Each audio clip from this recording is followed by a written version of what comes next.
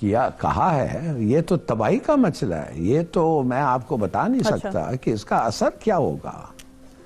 I mean इस वक्त आपका हालात क्या है, एक मिनट ये तो देख लें ना। इस वक्त 150,000 spinning units out of service हैं। आपका कस्टम्स वाले जो हैं 50% कैपेसिटी पे काम कर रहे हैं। 5,700 कंटेनर फंसे हुए हैं। इंडस्ट्री सिर्फ 50% कैपेसिटी पे चल रहा है। आपके परमानेंटली क्लोज डाउन हो रहे। जय हिंद दोस्तों, मैं महेंद्र शर्मा स्वागत करता हूं वन वर्ल्ड हिंदी में आपका। उम्मीद करता हूं आप खुश और स्वस्थ है। दोस्तों आइए दिखाते हैं पाक मीडिया की कुछ लेटेस्ट डिबेट, जिसमें कैसे पाकिस्तान में आज खौफनाक मंजर फैला हुआ है। क्योंकि पाकिस्तान में आज से 1 महीने पहले पाकिस्तान की जरूरियत की जो चीजें थी, उनके जो कंटेनर भर के आए थे पोर्टों पे, आज भी खड़े हुए सड़ गल रहे हैं। और पाकिस्तान की इंडस्ट्री लगभग तबाही के कगार पे पहुंच चुकी है। और पाकिस्तान में आज कैसे तबाही मचा हुआ है, और कैसे आज पाकिस्तानी जो बिलावल भुट्टो अब ये अपनी टीम ले लेके कभी कौन से देश में निकल रहे हैं भीख मांगने के लिए। तो कैसे आज रसिया से तेल का जो मुआहदा हुआ है उसके ऊपर भी डिस्कशन किया गया। और कैसे हिलाली और ओरियो चीख के कह रहे हैं कि पाकिस्तान की सब बदहाली का जो जिम्मेवार है वो सिर्फ और सिर्फ यही हुकूमत है। क्योंकि पिछले 4 साल की हुकूमत जो इमरान खान की थी उस पर कुछ भी नहीं बोला जा रहा है। तो इसी प्रकार की चर्चा इस डिबेट में की गई है। तो दोस्तों देखिए डिबेट और कमेंट में अपनी प्रतिक्रिया जरूर दें। लास्ट में आपसे रिक्वेस्ट करूँगा,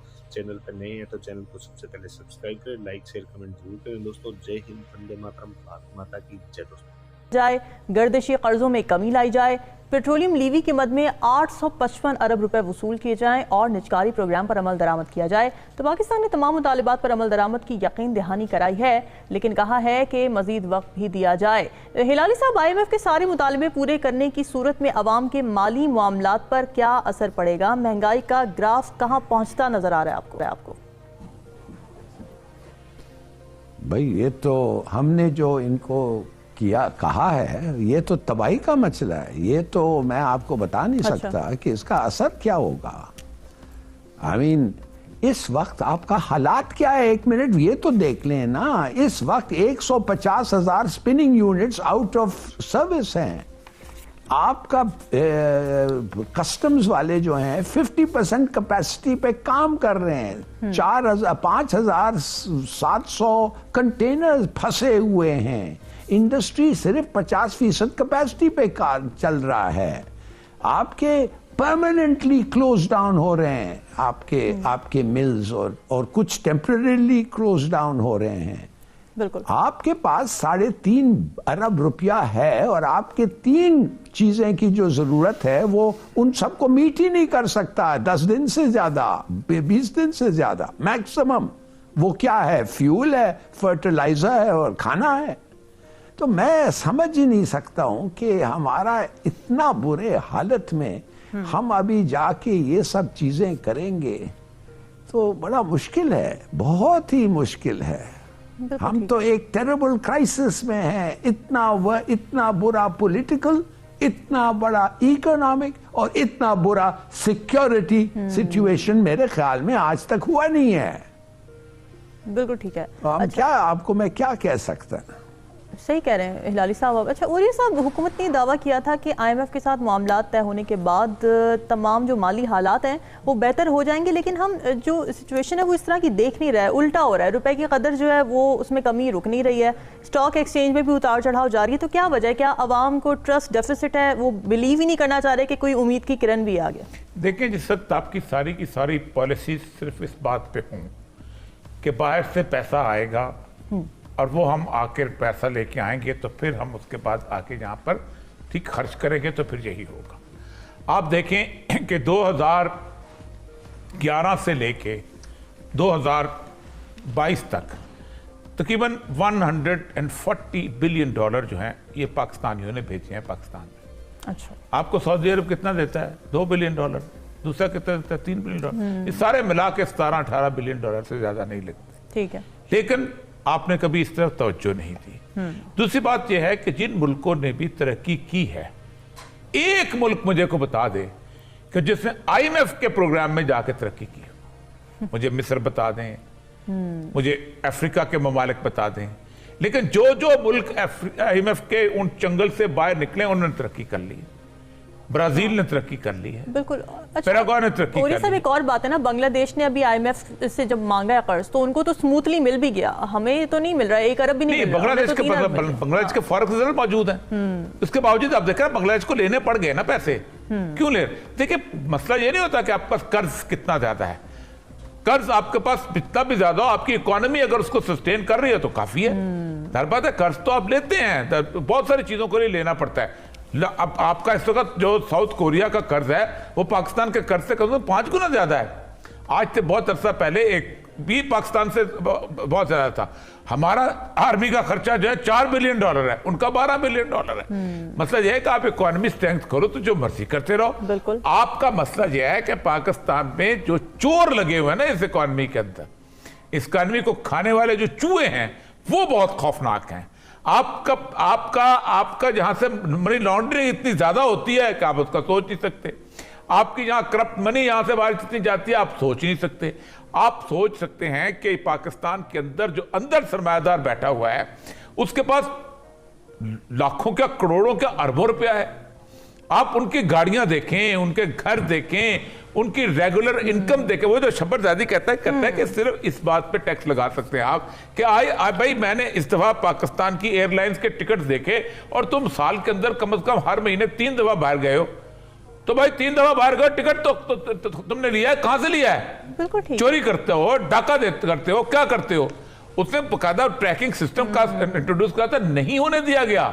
स्ट्रॉन्ग ये नहीं जब तक आप करते। IMF मैं कहता हूं मनो सलवा उतरना शुरू हो जाए ना इस कौम पे तो ये कुछ नहीं करेगी, ये उसको भी करप्शन करेगी।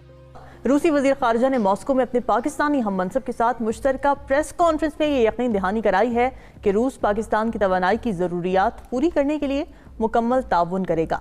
दूसरी जानिब ईरान ने पाकिस्तान से ये कहा है कि वो ईरान पाकिस्तान गैस पाइपलाइन का अपना हिस्सा फरवरी-मार्च 2024 तक मुकम्मल करे, बसूरत दीगर $18 बिलियन पेनल्टी के लिए तैयार रहे। और ये सब रूस के बजाय ईरान से तेल और गैस का हुसूल हमारे लिए ज़्यादा बेहतर और आसान नहीं है? भारत भी तो पाबंदियों के बावजूद ईरान से तेल खरीदता रहा है। देखिए मैं कई दफ़ा उनके साथ बॉर्डर मीटिंग्स में और वैसे भी मुख्तलिफ जगहों पे उनके साथ नेगोशिएशन में शामिल रहा हूँ। अच्छा।